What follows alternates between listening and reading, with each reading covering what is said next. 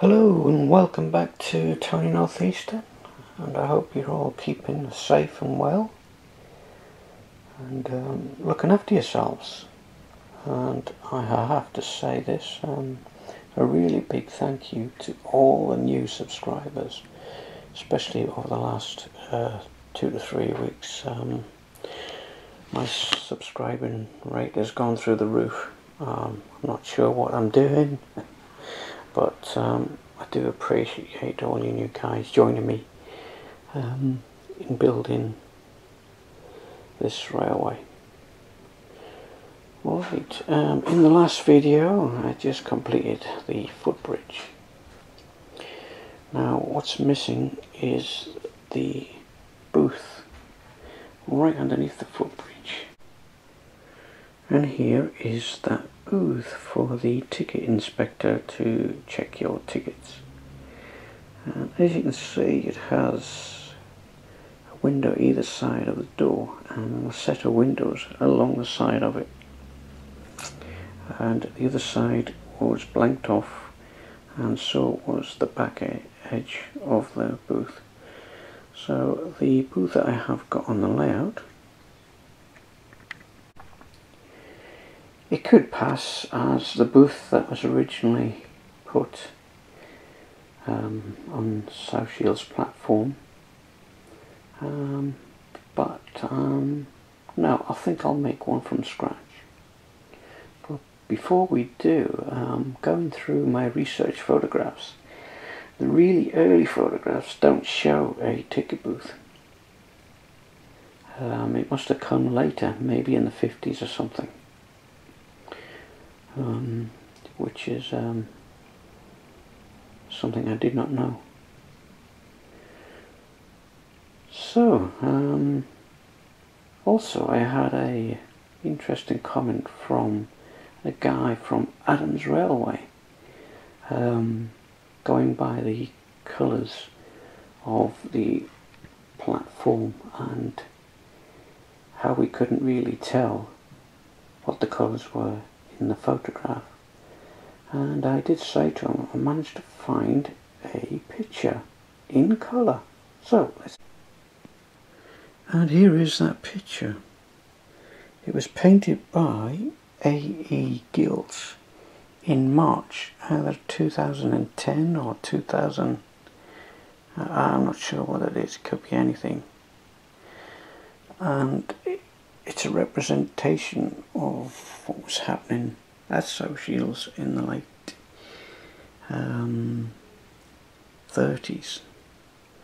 And the footbridge is green. Along with the pillars are green.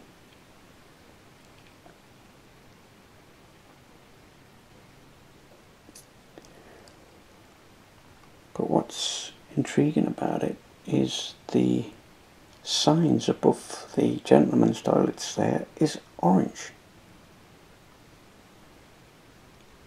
The doors are green.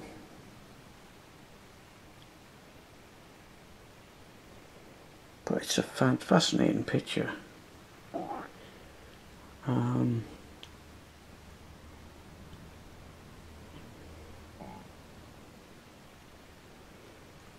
So I just thought I'd show you that, Adam, but I'm not sure about the EMU being blue and white.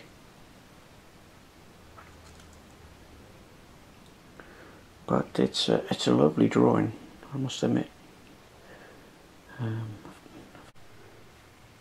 Right, here we are at the bench. I've managed to find some windows which I'm going to have to modify for the booth, and I have also bought some of these smart laser cut doors from Smart Models. I have at least 3 or 4 packets of these for the station, so I'm slowly getting the kit together for the station. So I thought I'd use one of these for the booth. They come in 2 parts, so it's a case of sticking this one on top of that one to give the door a frontage, I suppose.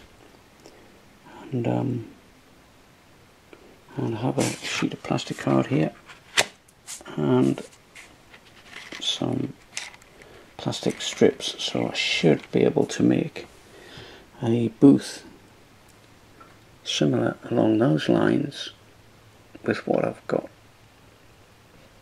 So let's make a start. Right, so the first thing I want to do is stick these together to make the door for the booth. I've stuck some clamps on it because it was springing apart. It's probably because they were both bent, I suppose.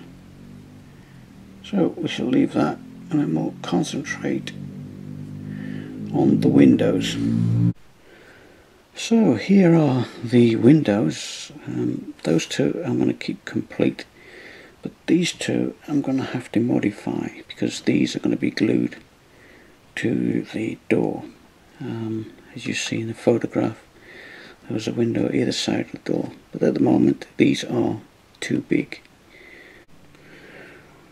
Right, as you can see, I have modified one window already, and these are the bits that I've taken out of the window to make this one look somewhere near the same as the one in the photograph. These windows, I think they're Will's windows. They were left over from a kit I made ages ago, and at least once this window's done the same and it's glued to the door, then I've got a rough idea on sizes for the rest of the booth, because it's all governed by what happens on the front of the booth. So I shall modify this one to suit this one. So all I'm doing is just cutting off this end. I'm trying to do it as neat as possible, and we're going to keep that end. We're going to keep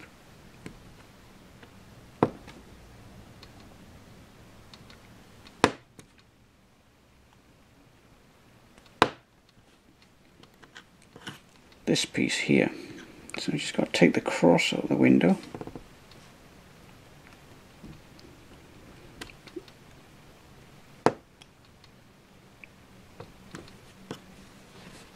And then glue them two back together.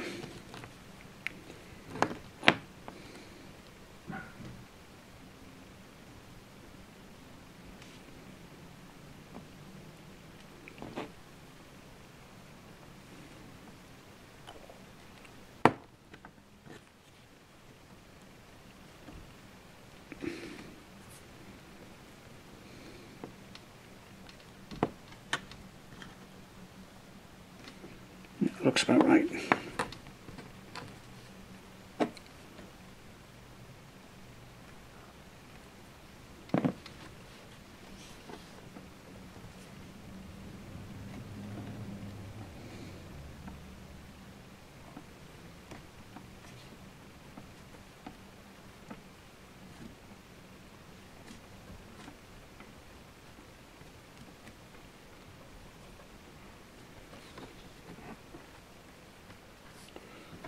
So that's the two windows done.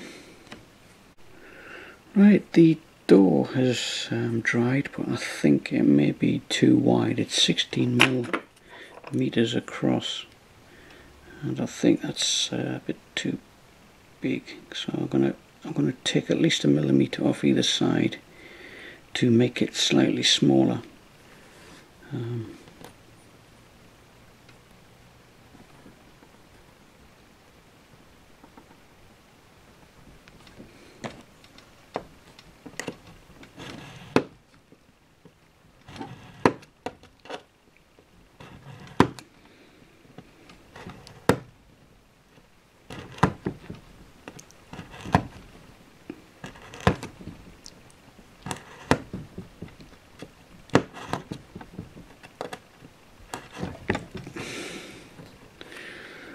So I've taken 1 millimeter off that side, so just got to do the same on the other side. Right, now I've got the door to the right size. I've taken a little bit off the top as well. I've took about 1 millimeter off the top, and one of the pieces I've took on the top I've super glued to the bottom to create a little lip there, what you would find on a door anyway. Another thing I found about these, as I was cutting them, it was coming away. The two pieces of door moulding was actually coming away. So in the end I've super glued these together. So if you get any of these, you're probably better off super gluing them before doing any work with them. Just a little tip.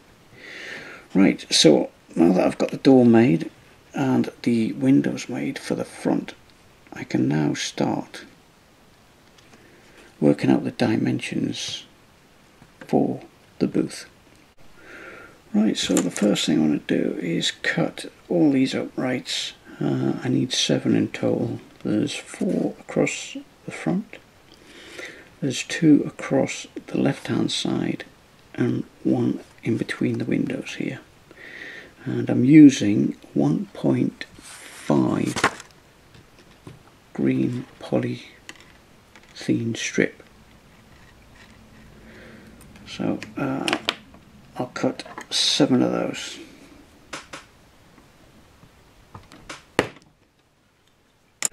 Right, here is the plan after a lot of measuring. It was important to get the door and these 2 windows first, because these dimensions set up what you need to do for the full booth, as it were. Then I measured these windows and got that width.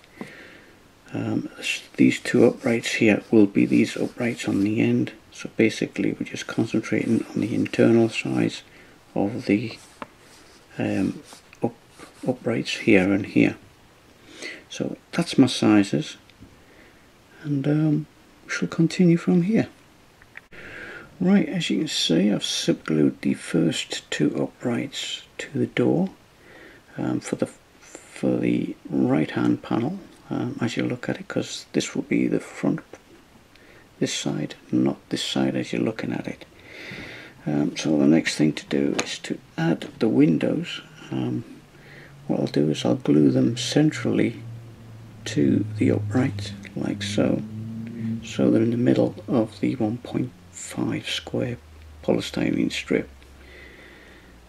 So glue that piece on there and the other window on this side. Then we put a top cross member in, which will help support the roof. Right, as you can see, I'm using my helping hands because it's a little bit tricky. All I'm doing is just going to put a little bit of polystyrene cement along there, and then just lay this window on there for a few seconds while it gets a hold.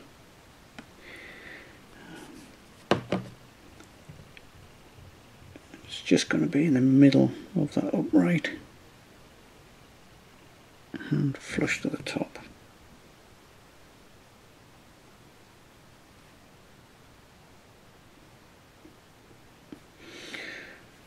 Like so.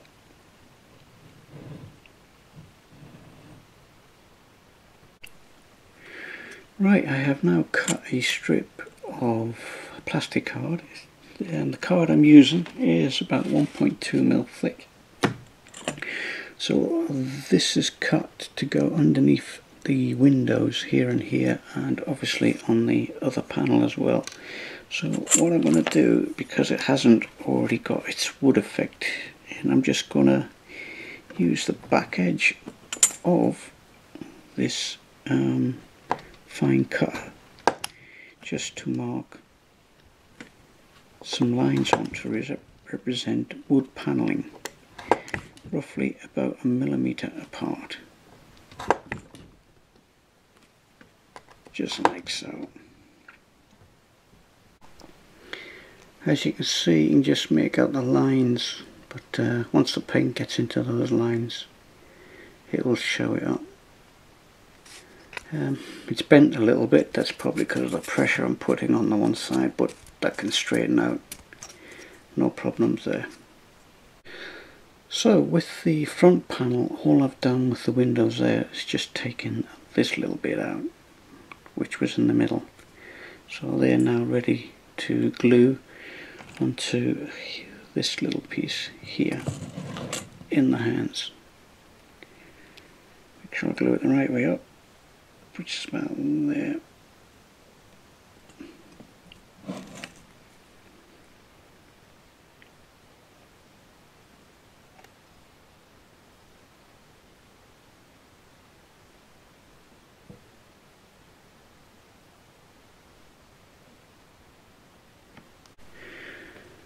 Okay, that's the right hand panel finished with the windows and the doors. So I'll just continue with the others and see where we go from there.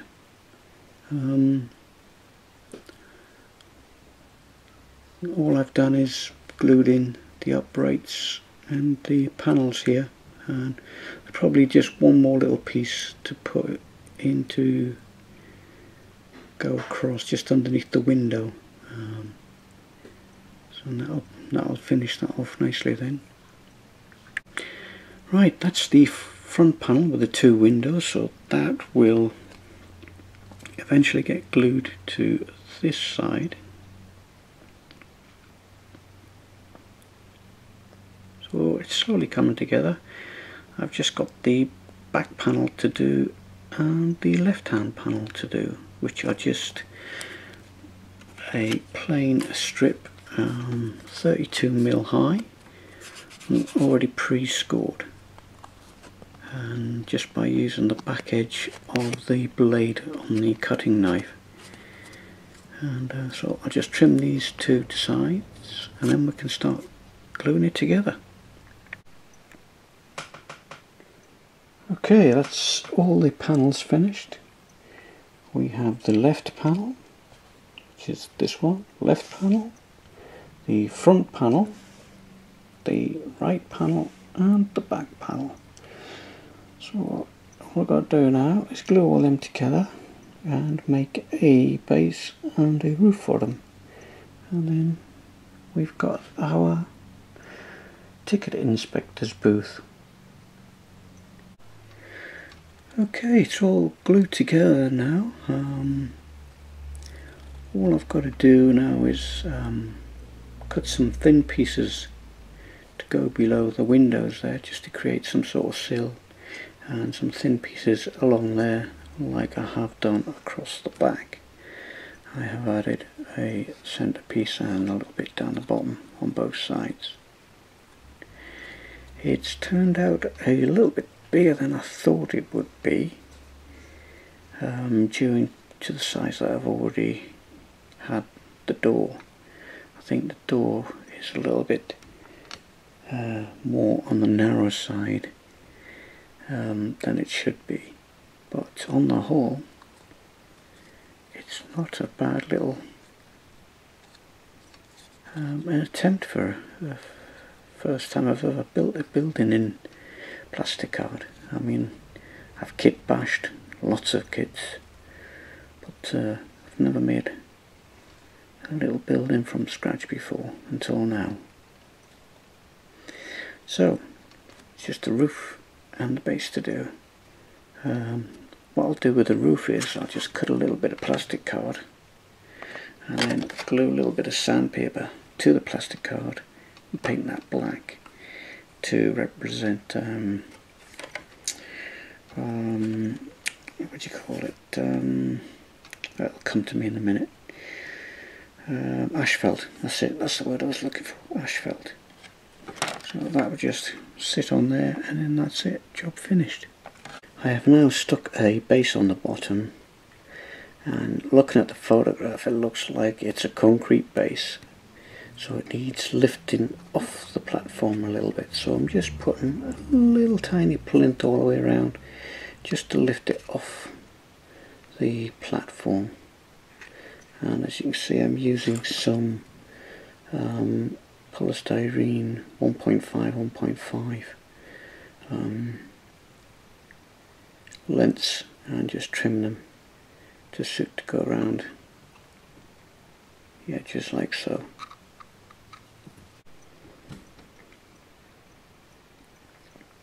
Right, I don't know if you can see that very well, but I've mitered the corners to give a nice sharp finish on the edge. So when it's dry, I'll just get a little bit of sandpaper and just round the corners over a little bit, and then that's that done. So it's just the roof to put on now, but I'm not going to do that yet because there's lots of work to do on the inside and the outside. It's got to be painted, glazed. Shall I put detail in? We'll have to wait and see. I have the roof section to go on and a little piece of 320 grit sandpaper. So all I'm going to do with this is just spread some Yoo-hoo glue straight onto it, and then hopefully that should stick the sandpaper to it.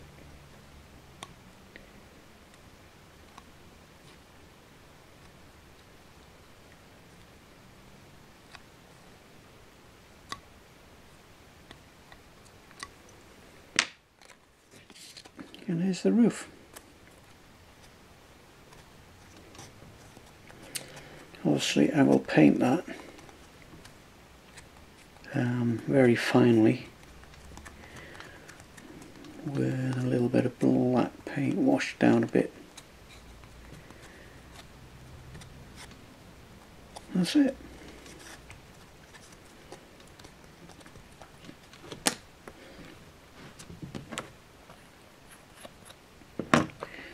Right, I shall start painting this now. I think I'll start with a base, give that a concrete looking colour, and then I'll work on the wooden floor on the inside. Now, okay, I'm using a grey Humbrol 240 just for the concrete look for the base.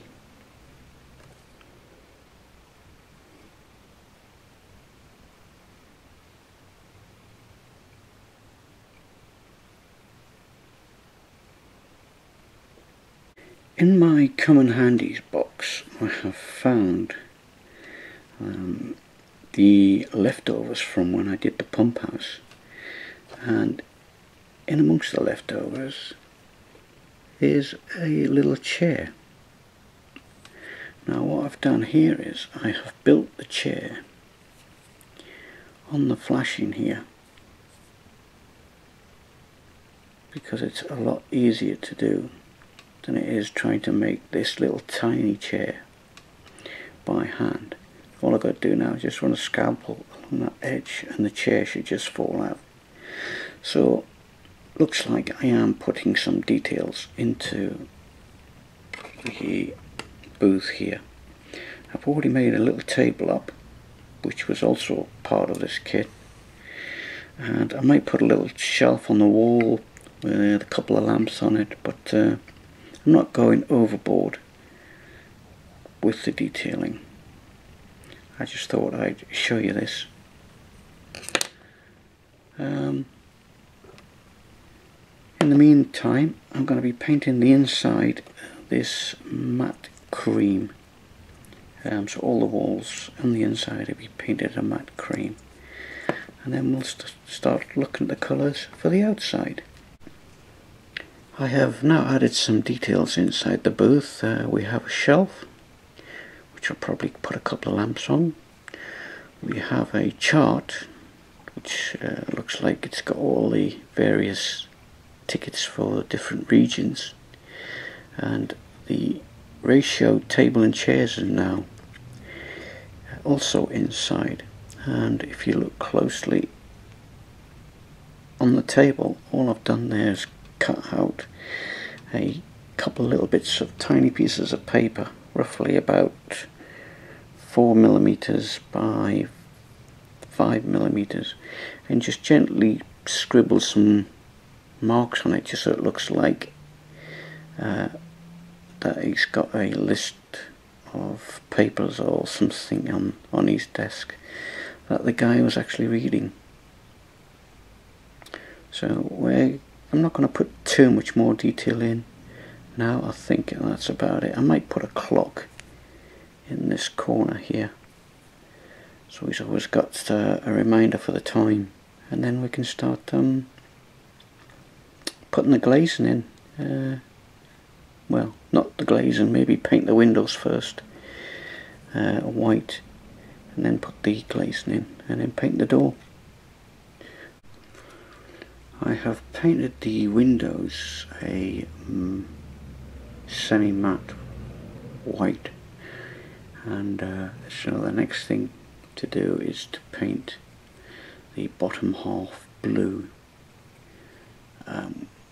with the doors being blue as well, because I think I'm going to go with the station being set in the 1960s, I think, judging by the colours I've done so far. But however, the main station doors were always kept red, and I don't understand that, to be honest. So I shall continue to paint this a blue, just on the lower sections. I have now completed the blue paint, and it's still a bit wet and tacky, so we shall leave this to dry, and it hasn't turned out too bad. Still a few bits and pieces I've still got to add to this, but we'll let this dry for now, and we'll concentrate on the roof section. And as you can see, I've got a little clock on the wall there now as well. So, the roof section. I stuck the 320 grit sandpaper on.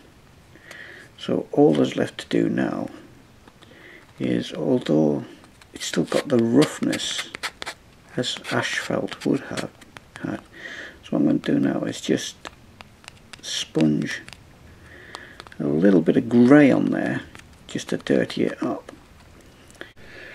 Okay, I'm going to be using a little bit of matte 66 just as a trial paint. Give it a good shake up, and I've managed to get a little bit around the edges of the tin, so I'm just using a bit of towel and taking it off the edge of the tin, and I'm just going to press it onto the top of this roof.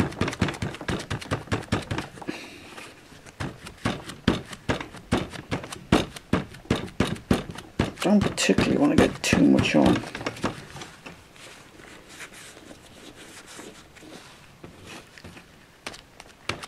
So I'm just dabbing it.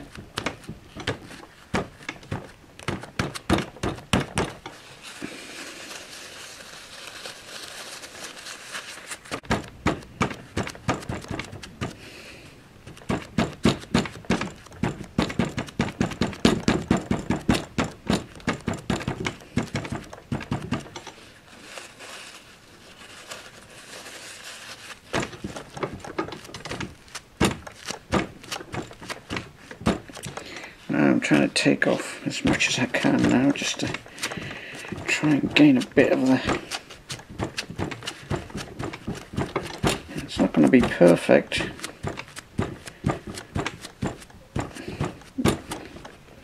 but I don't think asphalt is.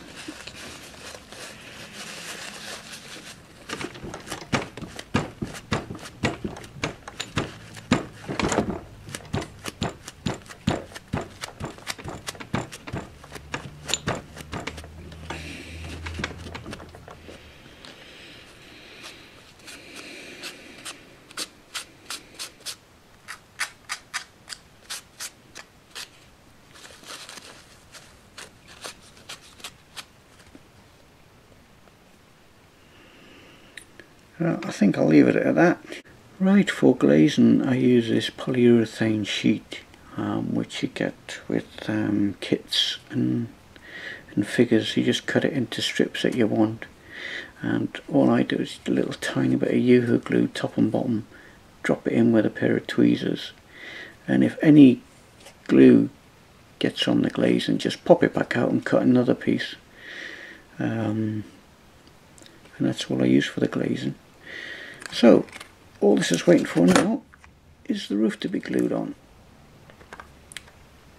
and then we can paint the edges of the roof in black, and it's job done. Yes, so on the whole it hasn't been too bad of a job, this. I think trying to get some sort of scale from photographs, I think, is the hardest, especially when I come to do the station. But if you've already got the doors and the windows, then it's just a case of measuring the distances between doors and windows to get whatever you need to build with.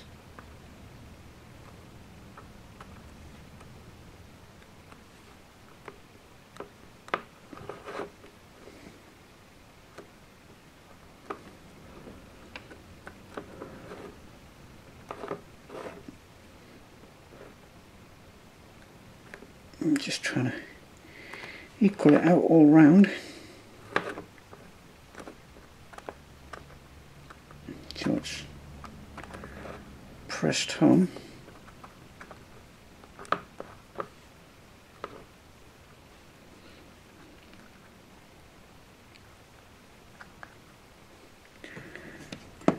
Any excess glue, just use a toothpick and wipe it away. It seems to be taking a little bit of the paint off, but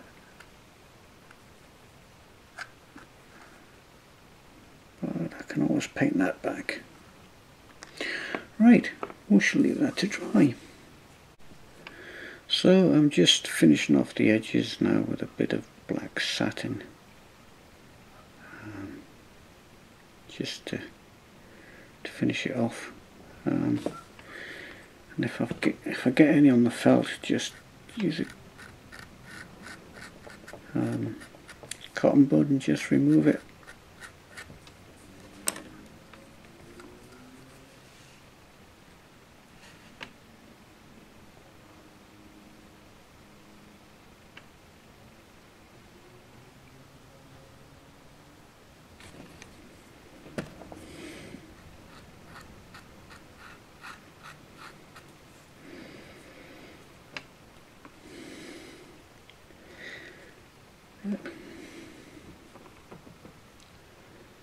That's it. It's almost finished. Just got to put a doorknob on the door, and that's it. Which I'll just use a little bit of brass paint for. Then weather it, and the next time you see this, it'll be on the layout. Right, here it is on the layout, and it don't look too bad from here. Yeah, I'm quite pleased with the way it's turned out for my first plastic card scratch build from scratch with no instructions, no kit bashing, just all made from scratch. Right, at the end of this video there will be a photograph showing the details and the dimensions. So if you're interested in building one, there'll be a photograph for that. So that's all from me, and I hope you've enjoyed what you've seen, and we'll catch you again next time. Bye for now. Bye.